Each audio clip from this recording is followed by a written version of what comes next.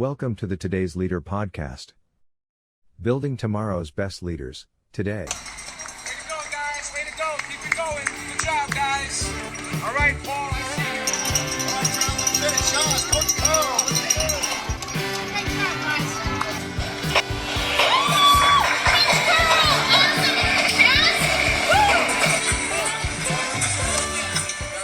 Hey there, it's Coach Curl here, and welcome to episode 422 of the Today's Leader podcast, Building Tomorrow's Best Leaders Today. Now, in this episode of the podcast, we speak with Dmitrii Kustov on an area of business that is incredibly important for all businesses to thrive and to grow. And the important area is getting found online. Now, many business leaders will struggle with the concept of how do they drive traffic to their business website? How do they get found by their potential target customers? And what do they know those potential target customers are actually searching for? It's all integrated. And it's all in the quest of bringing customers to the products and the services that you sell online. Of course, we're talking about search engine optimization, or SEO. Declared the SEO Rockstar by the American Marketing Association, Dmitrii has significantly increased the online presence of brands through custom digital marketing campaigns and innovative content marketing techniques. Now, Dmitrii is the Internet Marketing Director of Regex SEO, and his work has appeared in major platforms like Forbes, SEMrush, HackerNoon, and so many others. So after a word from our sponsor, please welcome to the Today's Leader podcast, Dmitrii Kustov. The podcast is brought to you by Think and Grow Business, the home of the Think and Grow Business Mastermind. If you're serious about growing your business, get serious and join a mastermind group today. Find out more at thinkandgrowbusiness.com.au. And it's my pleasure to welcome to the Today's Leader podcast, Building Tomorrow's Best Leaders Today. Please welcome Dmitrii Kustov. How are you, Dmitrii? I'm doing very well. Thank you so much for having me. And how's Texas this fine, wonderful day? Today it's actually fairly cold. Yeah. Atypically cold. Yeah. Typical. Our winters are rarely go below 70, 80 degrees Fahrenheit. Yeah. And in Celsius that's like 20-ish. And today it's actually almost 2 degrees Celsius, which is I think around 40 Fahrenheit or so. So yeah, it's fairly cold, but I like the cold weather. Yeah. And even though everybody around me hates it, I enjoy it. It's such an interesting phenomenon. We were in Florida there at one stage in one of our travels, and I'd never seen freeze alerts come across TV. Right. So we're in Florida, we're expecting it to be nice, and I think it was about March time of year, and we were getting these freeze alerts coming across. So no doubt America gets cold in some of the areas that maybe most people outside of America don't think would get cold. So Dmitrii, tell me a little bit about what it is that you do and the journey on how you got there. All right, so we are a digital marketing agency. The agency name is Regex SEO. We kind of specialize in search engine optimization, or what we like to call organic growth and organic revenue generation, meaning that for every business, it's not all about advertising. Typically, if you would like to succeed, especially in the long term, instead of advertising what is called kind of pay-per-click, where you spend a certain amount of dollar to get a certain lead every time, you invest into long-term strategies, you invest into organic growth, and that's what we specialize in. We are technically, I guess, located in Houston. The headquarters, air quotes, is in Houston, but with COVID, we got spread out all over US and even the world. So currently it's only 3 people are in Houston area, and everybody is all over the place. Yeah.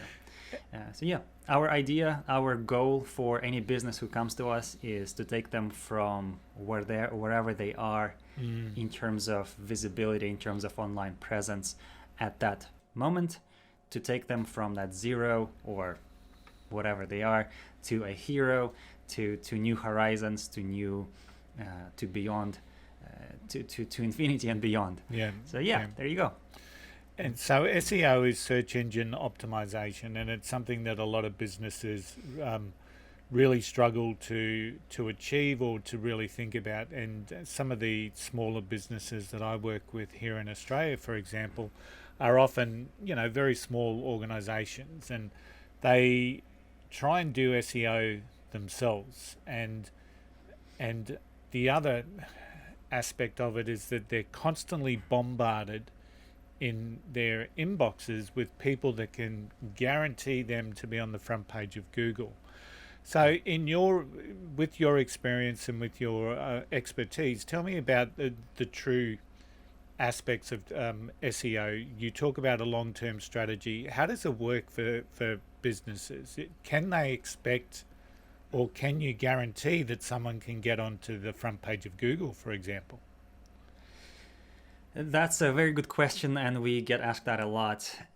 Technically, can you guarantee it? I would say no, because really, at the end of the day, nobody, even Google themselves, know the kind of like the variables and what goes into the actual Google algorithm, because especially nowadays they use a lot of AI learning and self-learning and all that stuff. So 100% guarantee is, you typically should stay away from that. Instead, what you should be looking for is really case studies and proof, physical, real proof from SEO agencies that they have taken a given company, hopefully in your industry, from somewhere to the first page for related key phrases. And you make sure that that company has like a testimonials, reviews, and they can provide references, and just make sure that they know what they're talking about. Because even ourselves, which is kind of dumb, we get so many emails a day, I myself, from usually third world countries saying we can get you on the first page when we do SEO, and it's only $100 a month. Well, it's, first of all, do your research, Mr. Spammer. You're spamming. And second of all, even whenever you are not in marketing yourself, it's always about what you pay, what you get, what you pay for. Right. So if you pay $100 a month, well, you should expect results that are worth $100 a month. And there is no kind of a magic bullet that automatically, or what we call automagically, will make you rank on the first page of Google. It takes time, it takes effort, and really it's all about providing value to searchers. If you think about it that way, what's Google's idea, why they do this, what's their goal, is to provide the best result to searchers. Because if the result is not what you as a searcher expect, you're going to stop using Google, and that's exactly opposite of what they want to do. Therefore, as a business, your goal should be to match that intent to provide the value for the user, for the searcher, and the better you do it, the more informative you are, the better content you have, the better kind of whatever that value is, descriptions of the products, whatever answers to whatever questions, the better you can do that, the higher your chances are to be on the first page of Google. So it's all about quality to the searcher, so that they're going to a relevant search term, they go to your site and they actually engage with that site. It's not a click and get out scenario. So because a lot of people subscribe to the theory that all traffic is good traffic. What's your thoughts on that particular comment? Not unless your business model is basically like one of those what's called AdSense, which is you get paid for views. And that's why all those websites that are clickbaity, you won't believe this 10 tips or 10 tricks to lose fat, whatever, right? There are definitely those types of models, but that's not what for a normal standard business, that's not what matters. What matters is leads. So what we do in our company, data is king. We don't make any decision without data, that is not based on data. And that's how any proper marketing company should work, because the idea is to generate leads, to generate sales, and not just visits to the websites, especially if those visitors are not interested at all in whatever service or product, and if those visitors will leave the website very quickly and not going to bring any value. And it can actually hurt you. If you've got a lot of traffic, I believe, heading to your website, and they're just clicking on and saying, well, that's not it, and then clicking away straight away, it increases the bounce rate, is that the right term? And Google doesn't like that. Right. So it's the technical term is bounce rate. In kind of in the world of SEO, we call it pogo sticking. Whenever somebody jumps back in, jumps back out. And again, think about how can Google as a search engine understand if a given result is good or bad. And if you as a user click on something and you see that it's complete garbage, you're gonna leave right away. So if Google sees that, they're gonna push that result down, and vice versa. If they see that on maybe like a result number 10 on the first page at the bottom of the page, people click on it and they stay on that website and they seem to engage with it, then they will reward that behavior. They reward that website with better rankings. So just again, when you understand what Google is trying to achieve, what their actual goal is, it's actually fairly easy in terms of kind of understanding the core of it. The implementation is definitely a different story, but at least as long as you have kind of the goal, the true path, then you can understand how to at least walk along it. Yeah, very much so. It's such a minefield, SEO, and I was once told, I don't know how true it is today, the algorithm's constantly changing, but I was once told there's something like 243 things in the algorithm. And it's way more than that now. Yeah, I thought it would be. And when you're a small business owner, that's just overwhelming. So what are some of the really important things that a business owner should be focusing on to get the most out of their SEO juice? Right. So there are, as you mentioned, a lot of different kind of metrics or pieces of algorithm that make a difference. But when it boils down to it, there are really two main things, and one of them, the main one, is providing value in whichever way that is. So as long as you provide value to the user, to the searcher, as long as you answer their question in the best possible way. So as an example would be, you can answer in like a one-word answer, or you can give a full breakdown. Like a short answer is this, and then here's a longer answer, and you go into details and maybe some kind of suggestions and so on and so on.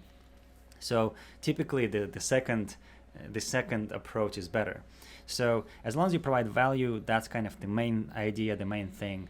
And you can always look at your competitors, what they're doing, the competitors that are on the first page already, and try to replicate that as an idea at least. And so from there are a couple things come out from there. So obviously your content, it has to be quality. If it's a video content, make sure it sounds good, looks good. If it's text content, some kind of articles, make sure that they're written properly, not broken English, and so on. It's just long enough, detailed enough. And then also from the idea of value and showing best possible solution or a way is just make sure your website loads quickly. It's not broken. It looks decent on mobile because everybody is using their phones nowadays. And if it doesn't load quickly enough, or if it's broken and doesn't look operatable on mobile phones, then people will leave. In turn, that kind of shows Google that they're not interested in that result, and that leads to lower rankings. Yeah. So again, that's the idea. The idea is simple. It's those hundreds and hundreds of details that over time you need to get right to get the best possible result. Speed is such a relevant factor for websites, and I often get a little bit confused by it in my own business that we've got here, because I'll go test my website on, many of the tools that are available, the GT metrics, and even Google's got page speed insights now, and I'll get a D, and I'll sit there and I'll go, what's going on here? It loads quick for me. And then I guess the frustrating part for me also is then I'll go and use some of Google search services, things like Keyword Planner on Google Ads, and they take forever to load. So I'm thinking, well, why is it good for them and not good for me? But speed is just so relevant, isn't it? You've got to be on top of that. Right. It's definitely so. Here's my advice on that specifically. Don't concentrate on the scores, concentrate on perception. So sometimes the scores can show that you have like a 30 out of 100. But if you try from different devices, especially from new devices that you haven't went to your website before, because there's caching and other things that are helping. If you go to websites often, it will speed it up for you. Your devices speed it up. But if you try from different devices, different mobile phones, and to you as a user, it feels like it's loading fast, then that's all that matters. Because again, there are so many different tools and platforms and animations and whatever else, and they can, from a score point of view, that it can feel, or it can tell you that it's bad. But as long as whenever you go to a website, try to browse it and it works, it loads quickly, you can click all the buttons, you can watch all the videos and pictures, whatever it is, that's what you should worry about 80% of the time. Good advice. And then after you handle everything else, then you can come back and kind of claw back at that rest of 20, 25, 30% of the difference. And it's always best to leave that to an expert, because I know that when I was having a play with one of the people in my network on my website and trying to make it quicker, we ended up breaking the website. Now, Google Speed Insights was saying, fantastic, I'm an A, I'm in the...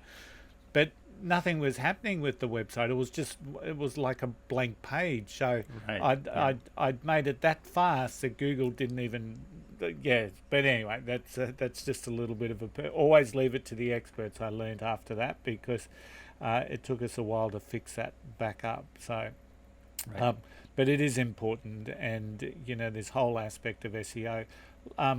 Also, keywords. Let's talk keywords, because and once again, from what I understand, Google is looking at the behavior of the searches, and very rarely does, and let's use my brand or this podcast as a bit of a gauge here. So if I go on there and do a search for leadership, I'm going to get tons and tons of content, leadership training, leadership courses, leadership experts, leadership books, so that's what they call a short tail keyword. Have I got that terminology right? It's a but that's not how people search, is it? Right. Exactly. In currently, typically, we don't really. We obviously we use word keyword and key phrase, and there is the long tail, and we don't really say short tail. It's just either keyword or long tail keyword, key phrase. So the idea nowadays is more about intent rather than keywords. 10, 20 years ago or so, if you just had a word leadership mentioned 100 times on a page, you would rank on the first page. Yeah. Nowadays, it's not about that. And also Google is much better at understanding the intent of the search, because there are synonyms. People use different way of writing and speaking.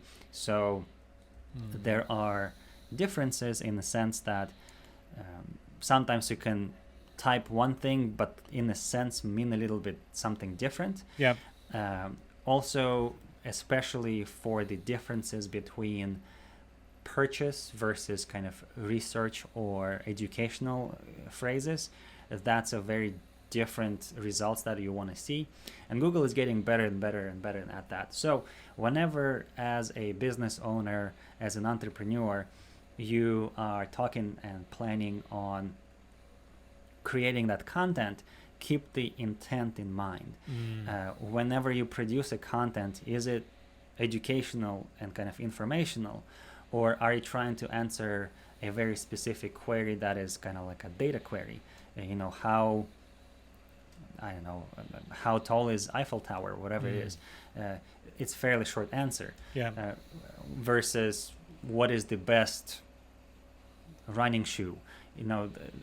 Whenever, for example, that's a good example actually. If you are searching for what is the best running shoe, most likely you're not going to want just a product answer, like here's the best shoe and that's it. What typically you would expect is some kind of comparison, maybe a video where somebody who knows what they're talking about explain the differences, because there are different types of running, there are different types of body types, so one shoe may be best for this person but not for the other person. So those types of intent, you have to really understand what user actually means, and then when you produce that content, those pages on the website, the videos, whatever it is, that's when you have to incorporate that. So it's not necessarily about just using as many keywords in the text. It's more about providing that best possible solution, best possible value for that search. And you can see that whenever you go in and you do a search, like best webcams for podcasters, for example, you'll see there's YouTube videos where someone's gone through and tested 10 webcams. You're seeing those direct comparisons. Whereas it's not sending you to a page from Logicam that says ours is the best webcam. It's sending you to those content creators that are creating that content for us. So that's a really relevant point to make, that it really is about the quality of your content. At the end of the day, if you're solving a problem for your target audience and you're doing it in a way that is value adding and people are finding the content valuable, Google's going to reward you. Is that a simplistic way to think about it? Yeah, exactly. And kind of always put yourself in the searchers or users' shoes. The way you behave on the internet is typically how everybody else behaves on it. So it's not the idea. The idea is fairly straightforward. It's not about hacking some data. Because there are some what's the terminology? Is it black hat? Is there some bad types of SEO that people need to avoid? Black hat SEO is kind of there are obviously rules, especially by search engines. They have certain rules to follow. For example, there are websites that are not they're like spammy websites, or maybe they are some kind of porn websites or whatever it is, something that is, we would, as a person, you would consider you wouldn't want to see it, type of thing. And if somebody goes to such website as a spam website or some kind of malicious software website, then of course Google would not want to reward that. And Black Hat is bending rules so much that it's almost to the point of being kind of it's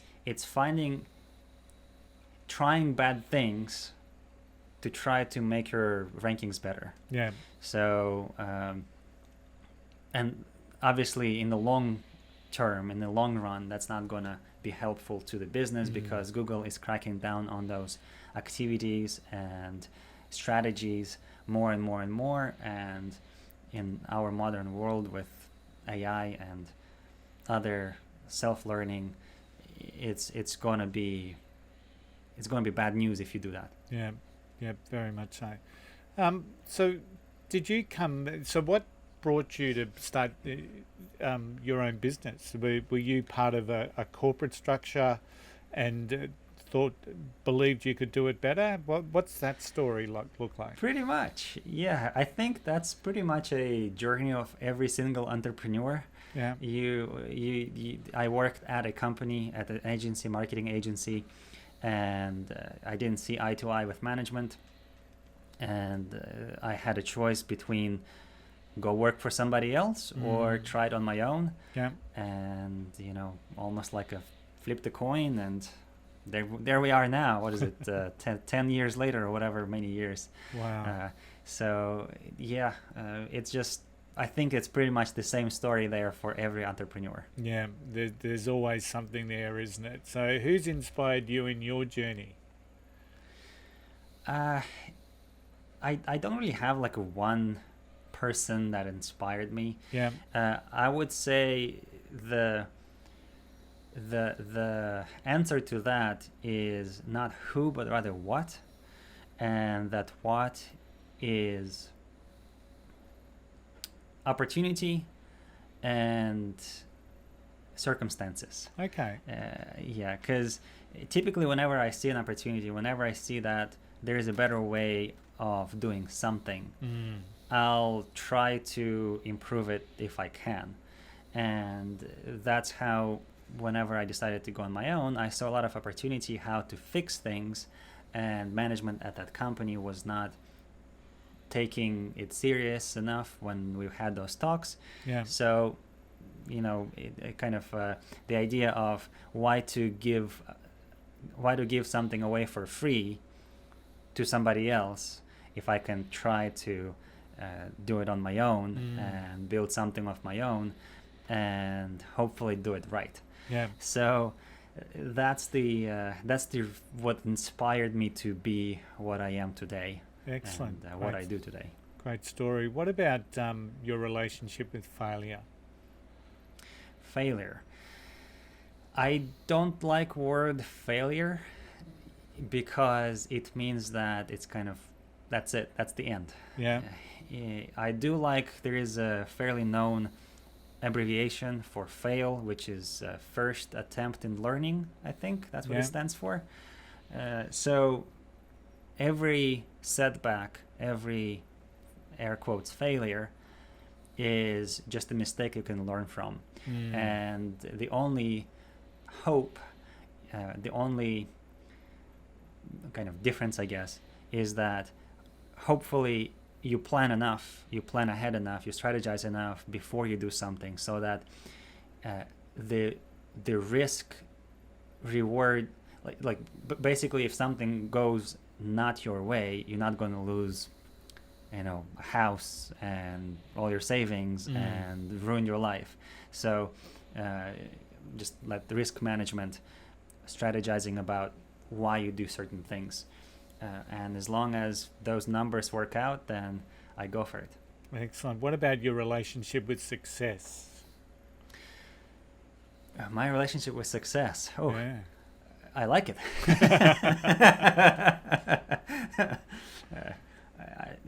success is also. I don't think there is a point where, at least looking back, if you ask anybody who is kind of famous or very well known in their industry or whatever they do, and if you ask them, when do you think you made it?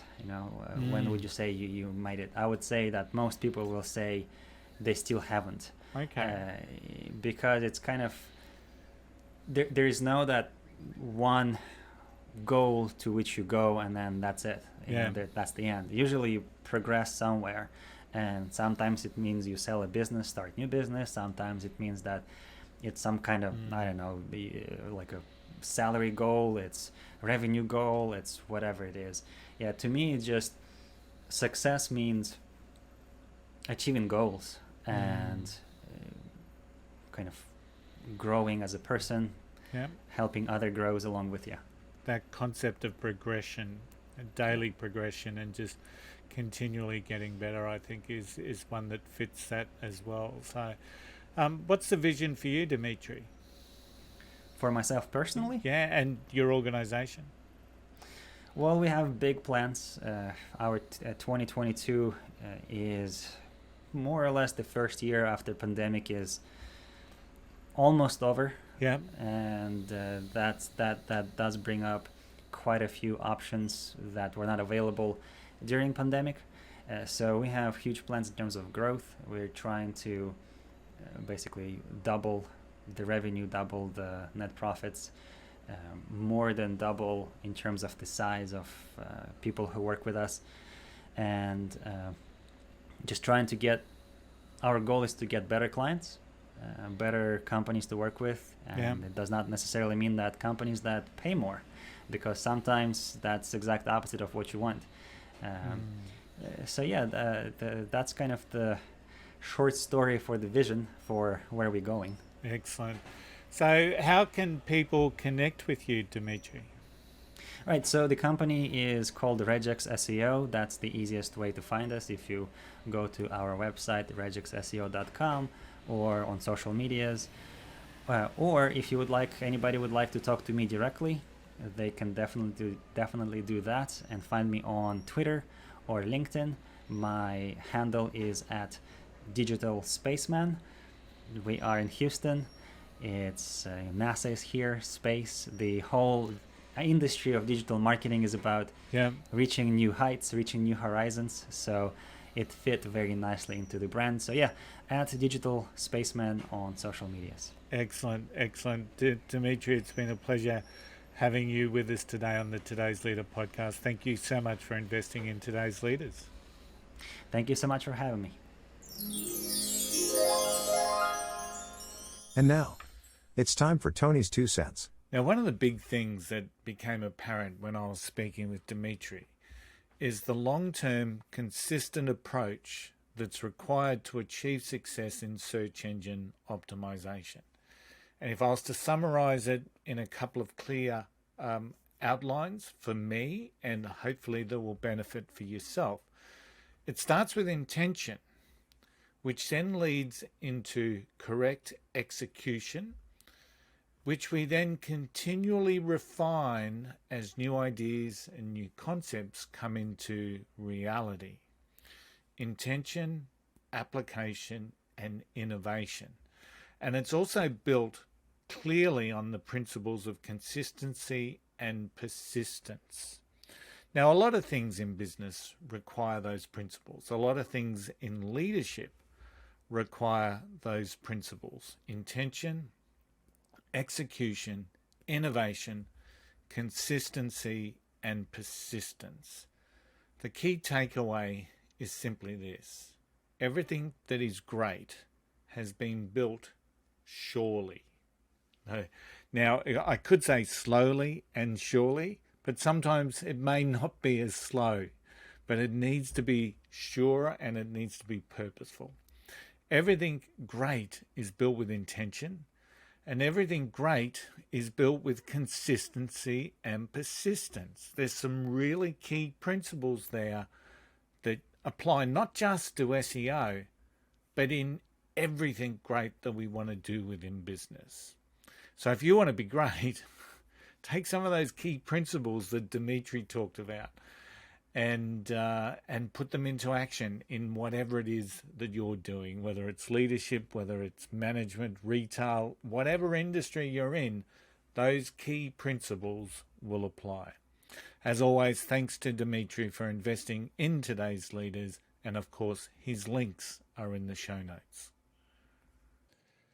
If you're looking to build better leadership skills, check out the Today's Leader website at todaysleader.com.au. We really are driving a leadership revolution to build tomorrow's best leaders today. Today's Leader is a collective, the mindset to make a difference, the ability to create an impact.